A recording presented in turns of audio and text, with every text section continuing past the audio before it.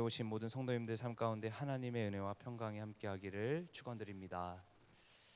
네, 오늘 말씀 제목으로는 우리가 믿음으로 살아가는 것이라는 제목으로 함께 또 말씀을 나누어 보려고 합니다. 요즘 최근 이 사람들 중에 가장 많이 시달리는 병이 있다고 해요. 그 병이 우울증이라고 합니다.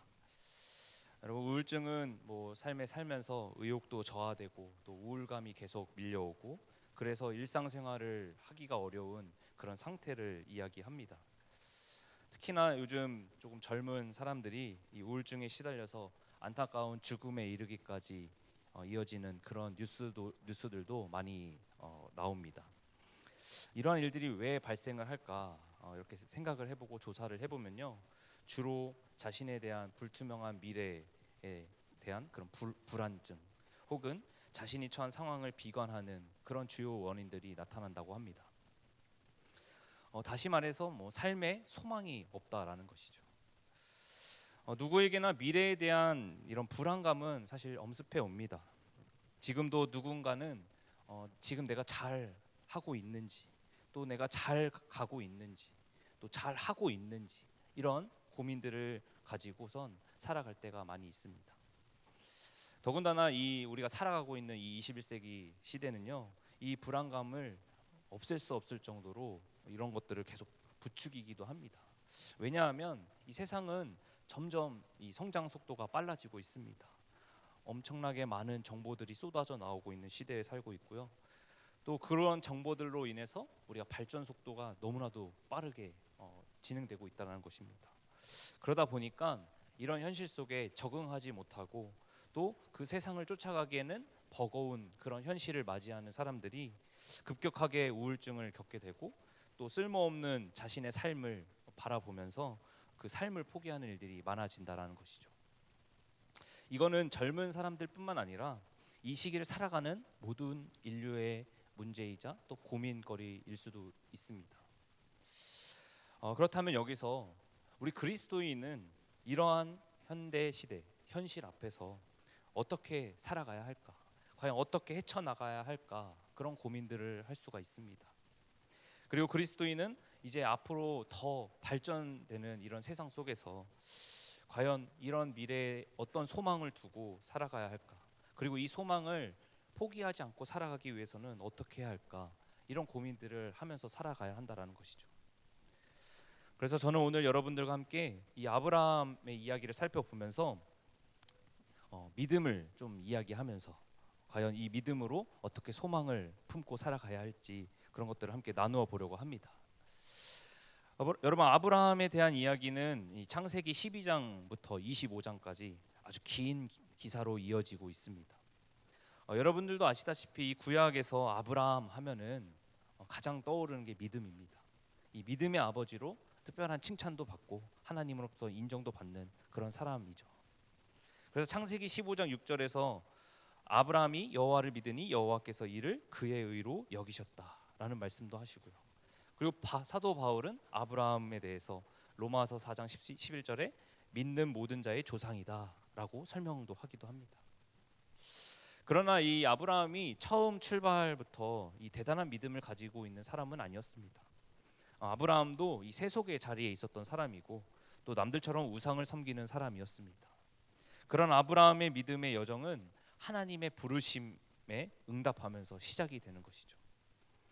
그래서 오늘 말씀 8절을 말씀을 보면요, 이런 말씀이 있어요. 믿음으로 아브라함은 부르심을 받았을 때 순종하여 장래의 유업으로 받을 땅에 나아갈새 갈 바를 알지 못하고 나아갔으며. 여러분, 아브라함은 하나님의 부르심에 순종했습니다. 여기까지는 좋아요. 그러나 하나님을 믿는 이 믿음 앞에 놓인 인간의 문제가 한 가지가 있었습니다. 그것은 그가 어디로 가야 할지 정확히 몰랐다라는 것이죠. 그래서 8절 말씀에 보면요, 장래의 유업으로 받을 땅에 나아갈새 갈 바를 알지 못했다. 그런데 나아갔다. 그렇게 나와 있습니다. 여러분들도 한번 생각해 보세요. 지금 여러분들이 거주하고 있는 집을 하나님이 떠나라라고 명령하셨을 때, 근데 과연 그 떠나라고 하는 그 명령 앞에 우리가 어디로 가야 할지 목적지는 알려주시지 않았을 때, 그때 여러분들은 선뜻 떠나실 수 있습니까? 사실 두려워서 한 발자국도 못 움직이는 그런 모습이 우리의 현실이자 우리의 마음이기도 합니다. 분명 아브라함도 이 하나님의 부르심을 듣고 무척 당혹스러워했을 것입니다. 하지만 아브라함은 하나님의 부르심에 순종하며 나아갔음을 성경은 말하고 있죠. 여기에서 우리는 아브라함의 믿음을 높게 평가하는 것입니다. 그리고 그 순종의 결과로 하나님의 부르심은 아브라함의 구원의 시작이 되었고, 그것뿐만 아니라 또한 하나님의 구속사에 있어서 중요한 시작이 되었습니다. 이렇게 아브라함은 하나님의 약속에 기초하여서 자신의 고향을 떠났다라고 오늘 말씀에서 볼 수가 있는 거죠. 여러분, 하나님을 전적으로 믿기 시작했던 것입니다. 아브라함은요. 그 목적지가 어딘지 몰라도 하나님을 전적으로 그냥 믿기 시작했던 것입니다. 여기서 우리는 아브라함의 믿음에 주목을 해야 하는 것입니다. 그리스도인이 이 앞으로 펼쳐질 아무것도 모르는 이 불투명한 미래 속에서 살아갈 때 이 소망을 끝까지 포기하지 않고 살아가기 위해서는요, 내게 보이는 것만을 붙잡는 것이 아니라 하나님의 약속, 하나님의 것을 붙잡으면서 또한 그것을 바라보면서 그것이 이루어질 것을 믿고 살아가는 것이 필요하다라는 것입니다. 여러분, 아브라함이 자기 본토를 떠날 수 있었던 그 이유도요, 하나님께서 미래에 대한 더 큰 축복을 주시겠다라는 그 약속을 신뢰했기 때문에 그가 떠나야 할 곳이 어딘지도 모른 채 그곳이 어딘지도 보이지 않더라도 그 소망을 가지고 떠날 수 있었다라는 것입니다. 하지만 이 약속만을 바라보면서 살아가는 것이 사실은 우리가 현실에 놓아서 봤을 때는 참 어려운 일입니다. 참 쉬운 일은 아닙니다. 솔직하게 세상의 관점에서 보면요, 아브라함이 고향을 떠난다라는 것은 세상의 관점에서 봤을 때는 어리석은 짓이기도 합니다. 뭐하러 사서 고생하냐, 이런 말을 할 수도 있어요. 확실한 미래가 보장되어 있는 그 고향에서 더 안락하고 더 평안하고 행복한 삶을 누리면서 살아갈 수 있었는데 왜 떠나느냐, 그렇게 말할 수도 있습니다. 세상의 관점으로 봐서는요. 사실 이런 말은 우리가 믿음으로 살아가는 우리도 세상으로부터 많이 듣는 말 아니겠습니까? 세상 사람들은 이 하나님을 믿는 것, 또 하나님의 것을 우리가 따르는 것, 하나님의 말씀에 순종하는 것, 이런 모습들을 보면서 굉장히 바보 같은 짓이고 어리석다라고 이야기할 때도 있습니다. 또 그것을 직접 우리는 들을 때도 있고 몸소 체험할 때도 있죠. 하지만 하나님은 아브라함을 통해서 그 모든 것들을 보여주셨습니다. 믿음으로 행하는 자에게 어떤 축복이 있는지, 그 하나님의 약속에 신뢰를 두고 나아가는 자에게 어떤 축복을 주시는지, 그것을 우리에게 성경으로 보여주셨죠. 저는 그래서 이 믿음을 가지고 이 믿음으로 살아간다는 것을 이렇게 설명해 보고 싶어요. 믿음이라는 것은 믿음을 가지고 산다라는 것은 이미 그러나 아직인 상태로 살아가는 것이다. 이게 무슨 말이냐 하면, 우리는 이미 하나님의 약속, 하나님의 것을 소유하면서 살아가고 있지만 그 약속은 우리의 생애 가운데 아직 이루어지지 않았음을 이야기하는 것입니다. 그래서 우리가 그것을 믿으면서 하나님은 언제나 우리와 함께 하시고 우리의 삶 속에서 역사하실 것이다 라는 것을 믿으면서 매일같이 하나님께 소망을 두고 살아가는 것이 우리의 몫이라는 것이죠. 우리의 삶이 되어야 한다는 것입니다. 우리는 약속을 이미 소유하고 있지만 아직 이루어지지 않았다. 그러니 하나님이 내 인생에서 은혜를 베풀어 주실 것이고 우리의 삶에 역사하실 것이고 또한 함께 이루어 주실 것이다 라는 그 고백이 우리의 삶에서 나타나야 한다라는 것이죠. 이미 그러나 아직, 이것은 오늘 우리가 읽은 히브리서 11장이 처음부터 강조하는 것이기도 합니다. 믿음이라는 것은 아직 보이지 않는 것의 증거이며 그것을 소유하는 것이다. 이 히브리서 11장은 말씀하고 있는 것입니다.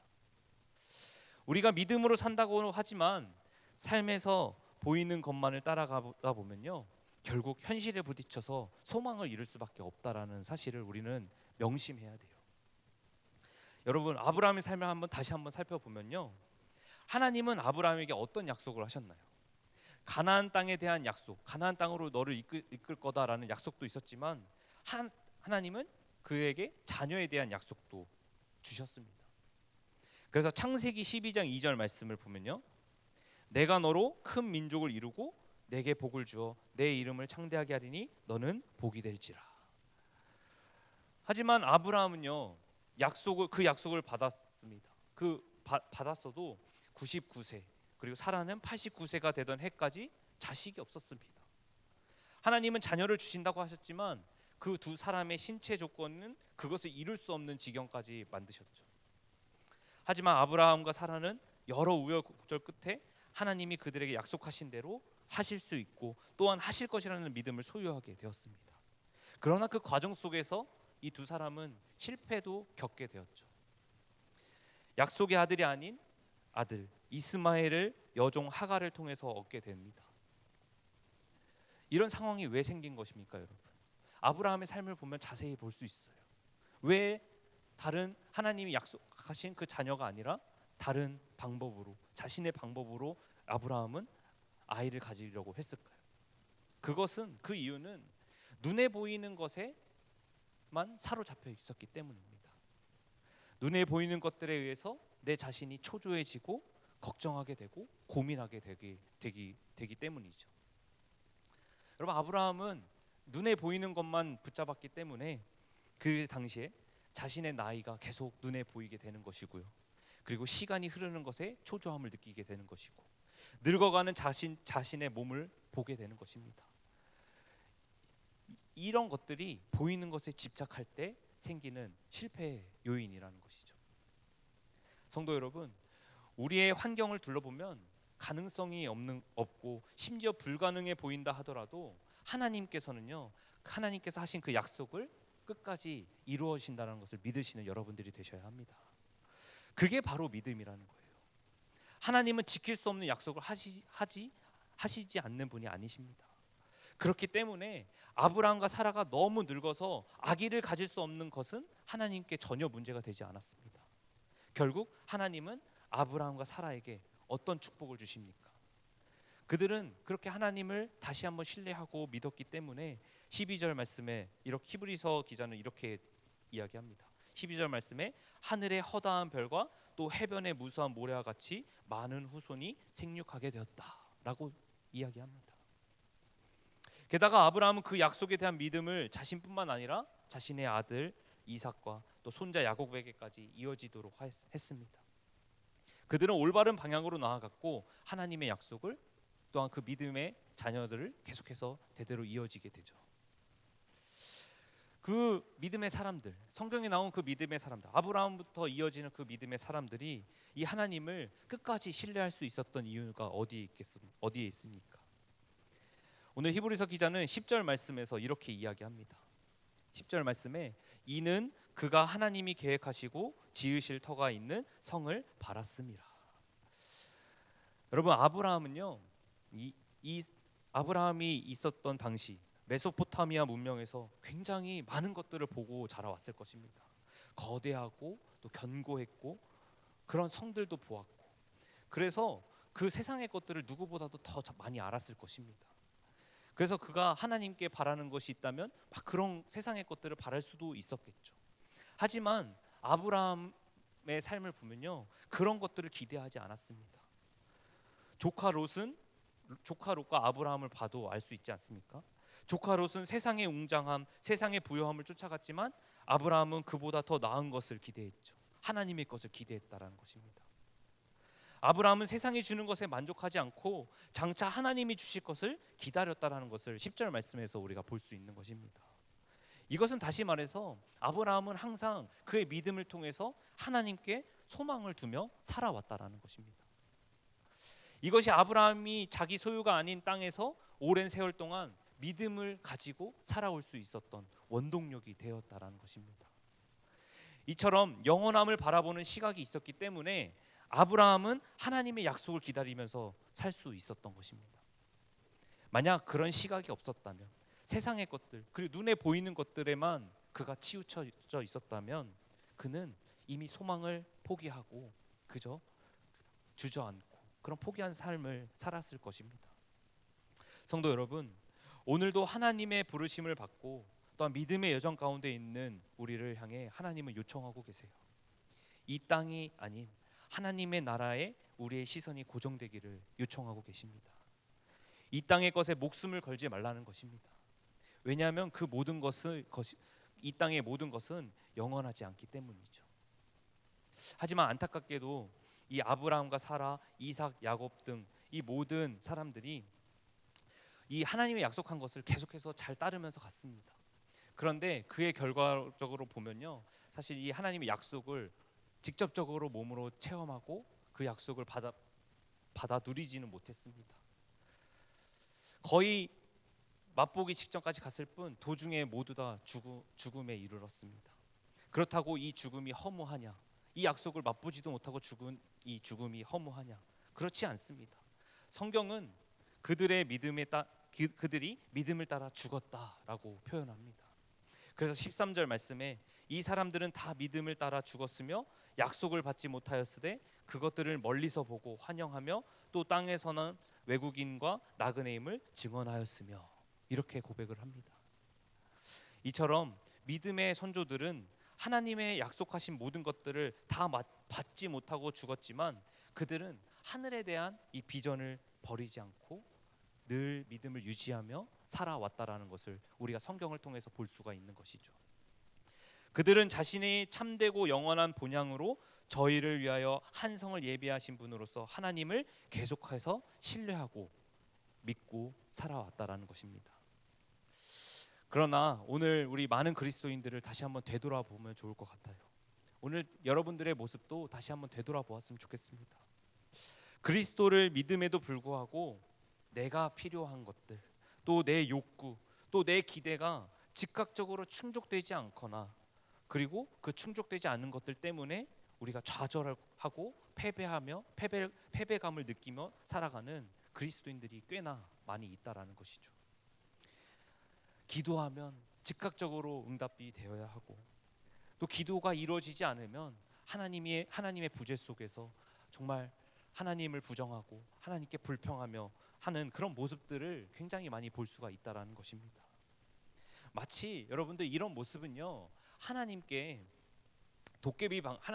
마치 도깨비 방망이처럼 금 나와라 뚝딱, 은 나와라 뚝딱 하는 것처럼 하나님을 그렇게 사용하는 그런 믿음밖에 되지 않다라는 것입니다. 성도 여러분, 이런 모습은 하나님이 원하는 모습이 아닙니다. 그리고 하나님을 믿는 것이라고 할 수도 없죠.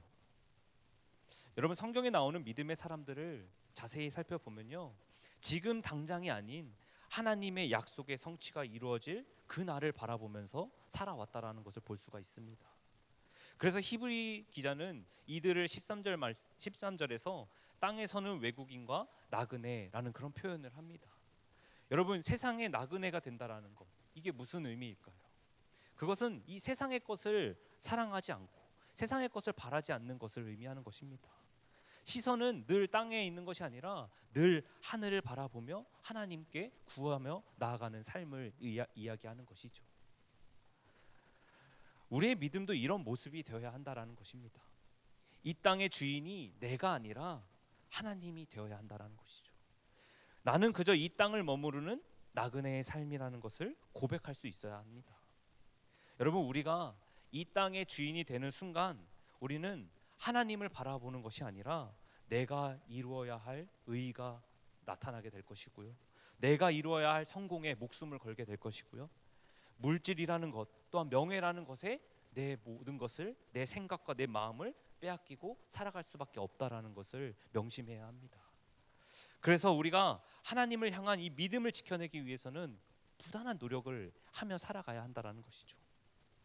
내 마음이 세상에 빼앗기지 않기 위해서, 또한 내가 바라봐야 할 것이 눈에 보이는 것에만 있는 것이 아니라 하늘에, 또 하나님이 보여주시는 것들에 있어야 한다라는 것을 우리는 매 순간순간마다 점검하고 하나님을 바라볼 수 있는 그리스도인들이 되어야 한다라는 것이죠. 우리가 이렇게 하지 않으면요, 우리 인간이라는 존재는요, 계속해서 더 많은 것들을 가지려고 합니다. 소유하고 싶어하고 더 많은 욕망을 가지려고 하고 욕심을 부리고 이기적인 모습으로 타락할 수밖에 없는 게 바로 인간이라는 것이죠. 성도 여러분, 이 나그네의 마음으로 이 땅을 살아가도록 노력해 보세요. 그러면 하나님이 얼마나 소중하고, 또한 하나님이 얼마나 필요하고, 또 하나님께 얼마나 의지해야 하는지를 알게 될 것입니다. 옛날에 저도 아내랑 한 40일 정도 배낭 여행을 유럽 여행을 한 적이 있습니다. 40일이요. 40일 동안 정말 아껴가면서 여행을 하려고 막 풍족하게 여행을 했으면 이런 간증도 안 할 텐데요. 진짜 아껴가면서 막 했어요. 막 호스텔에 막 20명이 묵는 그런 숙소에서 아내랑 저랑 같이 따로 자면서 이렇게 잤던 기억도 있고요. 저랑 아내랑 같이 딸랑 배낭 2개 딱 메고선 40일 동안 여행을 하면서 한 10개 정도 나라를 돌아다녔던 기억이 있습니다. 정말 많은 추억들이 있었죠. 그런데 항상 아내랑 그 여행하면서 행복했던 기억만 있는 건 아닙니다. 이 여행을 하다 보면요, 싸움도 하고, 그렇죠? 그래서 한 번은 제 아내가 갑자기 호스텔을 밖으로 나가는 거예요. 그래서 하루 종일 안 들어오다가 연락도 안 돼요. 그때 핸드폰도 아끼느냐고 와이파이만 쓰기 때문에 밖에 나가면 연락 두절이 되는 거예요. 엄청 걱정을 하다가 결국엔 들어와가지고 화해하고 뭐 그런 일도 있었습니다. 그런데 싸울 때 왜 싸웠냐면은 이 짐 때문에, 이 가지고 온 짐 때문에 싸우게 된 거예요. 그래서 어떤 이유가 있었냐면은, 어떤 일 때문에 싸웠냐면은, 이게 처음에 여행을 할 때 짐을 이제 쌌잖아요. 싸고선 들어보니까 이게 진짜 엄청 무게가 있더라고요. 한 각자 저는 한 10kg 정도 들은 것 같고 제 아내는 한 8kg 정도 들으면서 그걸 메고선 한 40일 동안 여행을 했다고 생각해 보세요. 엄청 힘든 일이잖아요. 그래서 아내랑 저랑 이 짐을 쌀 때 어떤 마음으로 짐을 쌌냐면은 거기 가가지고 버리고 오자라는 이 심정으로 짐을 쌌던 거예요. 그래서 뭐 수건도 버릴 만한 것들 챙겨가고 옷도 버릴 만한 것들 챙겨가고 이렇게 했는데 왜 싸우게 됐냐면은 점점 짐이 계속 늘어나는 거예요. 우리는 줄여가자는 목적으로 짐을 쌌는데 여행을 하면 할수록 짐이 늘어나는 거예요. 그 이유가 왜 그렇냐 생각을 해보니까 이 나라마다 갈 때마다 기념품을 사야 되잖아요. 이 기념품을 가방에다 쌌다 보니까 계속 짐이 늘어날 수밖에 없는 거죠. 그래서 제가 아내한테 잔소리를 했어요. 우리 기념품 그만 사자.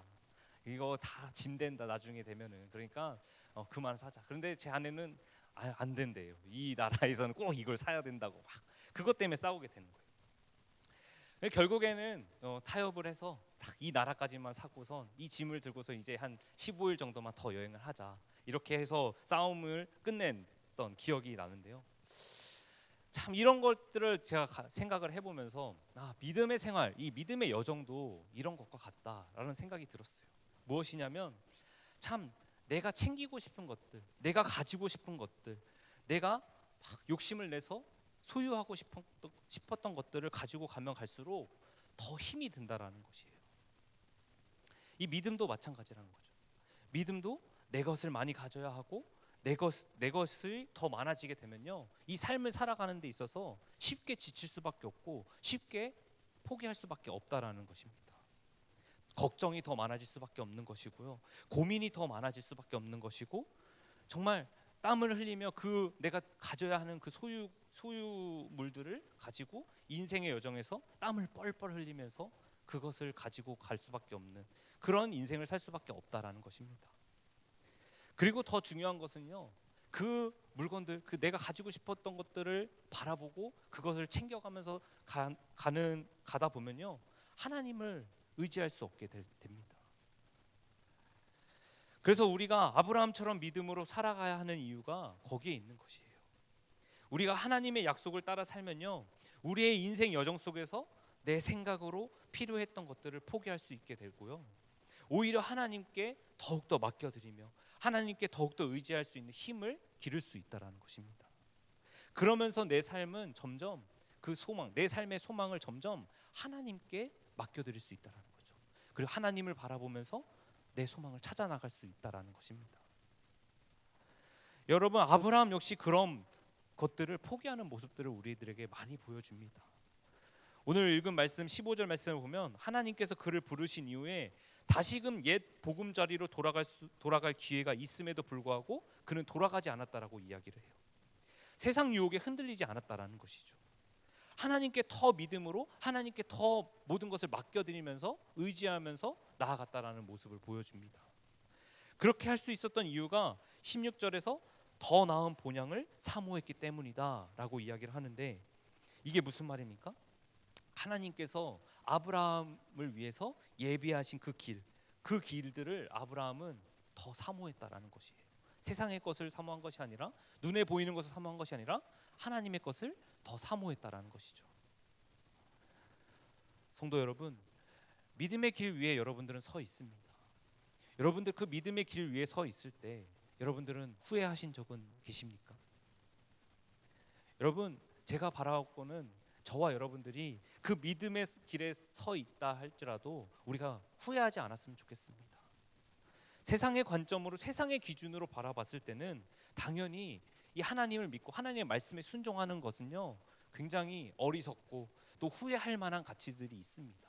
세상의 관점으로 봐서는 내가 세상적으로 살았으면은 조금 더 물질적으로 풍요로워질 수 있을 텐데, 내가 세상적으로 살았으면 조금 더 건강했을 텐데, 내가 세상적으로 살았으면 조금 더 누리면서 살아갈 수 있을 텐데, 그렇게 후회할 수 있다는 것이죠. 하지만 여러분, 그런 생각하는 여러분들의 삶을 다시 한번 살펴보면요, 하나님은요 그것보다도 더 많은 은혜를, 그리고 구원하심을 여러분들 삶의 순간순간에 베풀어 주시고, 또한 무엇보다도 더 넘치게 여러분들에게 주셨다라는 것을 믿으시길 바랍니다. 그래서 16절 말씀을 보면 이런 말씀이 있어요. 그러므로 하나님이 저희 하나님이라 일컬음을 받으심을 부끄러워 아니하시고 저희를 위하여 한 성을 예비하셨느니라 라고 히브리서 기자가 이야기하고 있습니다. 하나님이 예비하고 계신다라는 것이에요. 여러분, 하나님은요 우리가 놓인 상황과 환경을 더 잘 아시는 분이세요. 그래서 우리를 그냥 내버려 두지 않으십니다. 하나님의 방법으로, 하나님의 계획으로 여러분들을 이끌어 가신다는 것입니다. 그것을 믿고 소망을 품으며 살아가는 것이 우리가 이 땅에 살아가는 몫이라는 것이에요. 성도 여러분, 오늘 이렇게 믿음으로 살아가는 삶에 대해서 우리가 함께 살펴보았습니다. 우리는 하나님의 약속을 바라보면서 계속해서 이 믿음의 여정을 위해 걸음을 떼야 합니다. 하지만 그 길이 만만치 않다는 것을 여러분들을 명심하셔야 합니다. 때로는 우리가 가는 길이 어떤 길인지 모를 때도 있고요, 때로는 다시 좋았던 세상으로 돌아가는 유혹을 받을 때도 있습니다. 뿐만 아니라 불가능해 보이는 일에 대해 하나님의 능력을 의심하면서 우리 자신의 방법과 책략으로 무언가를 좀 해보겠다라는 그런 모습을 보일 때도 있습니다. 아무리 믿음의 사람 아브라함도 그런 유혹들이 길목마다 있었습니다. 우리에게 하나님의 일을 행하려는 열심은 있지만 하나님의 때를 기다리려 하지 않기에 인간의 방법으로 열심히 일을 하게 될 때도 있다라는 것입니다. 하지만 그 끝은 실패입니다. 오늘 우리가 이 깨달음을 얻고 살아가실 때 하나님을 더욱 믿고 의지하는 우리 성도님들이 되기를 소망합니다. 아브라함은 어디로 가야 할지, 어떻게 해야 할지, 또 언제 하는지 모를 때 하나님을 믿고 의지했습니다.